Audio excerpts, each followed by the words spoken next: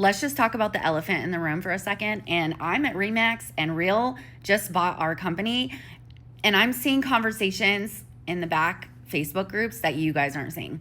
So I'm not going to out anybody, but I'm going to give you like the general consensus of what I'm seeing.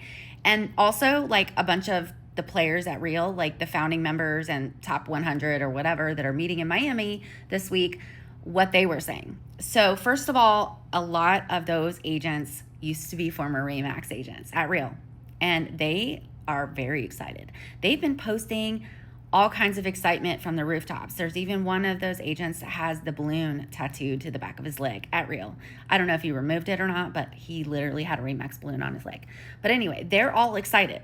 They want this to happen. They miss REMAX. It sounds like that's what it literally looks like when you watch all their videos. They're like, yes, we're full circle. We used to be REMAX, and then we're Real because we wanted the better technology and the stock and the rev share and blah, blah, blah. And now we're going to get to be REMAX again. So it's kind of funny to watch from my viewpoint. Anyway, REMAX agents, there's some that are scared.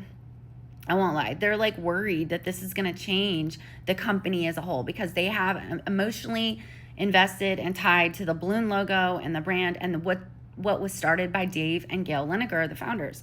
So they're worried. They are worried about what is going to happen to the company. Broker owners and franchisors are worried about what this means for them because they have exclusivity. They own markets.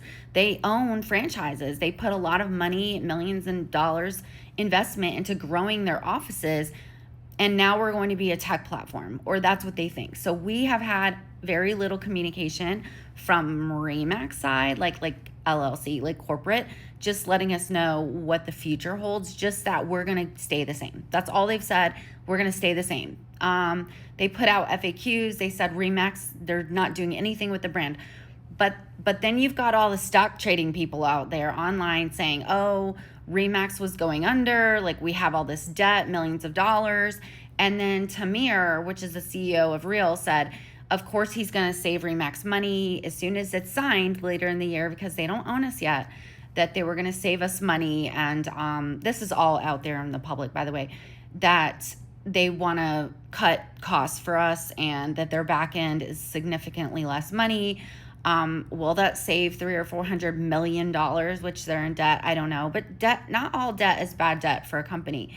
So with that being said, there will probably be changes after the signing. I just don't know what those are. And that creates a lot of uncertainty for a lot of agents. However, I think Dave and Gail would not have handed over the keys to their company that they built for 50 something years to just anybody. They have a legacy, and they probably worked a deal where REMAX stays somewhat the same for a very long time, but then there's going to be some changes, some structure. I'm sure corporate, a lot of people are going to lose their jobs.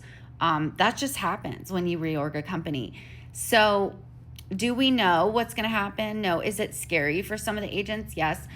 But I'm pretty excited. I feel like I've always loved what Real was doing. I have a lot of competitive intelligence. I watch other companies. I don't see a mass exodus of REMAX agents going to Real. Real's always been there. Real has always been an option for REMAX agents to go to.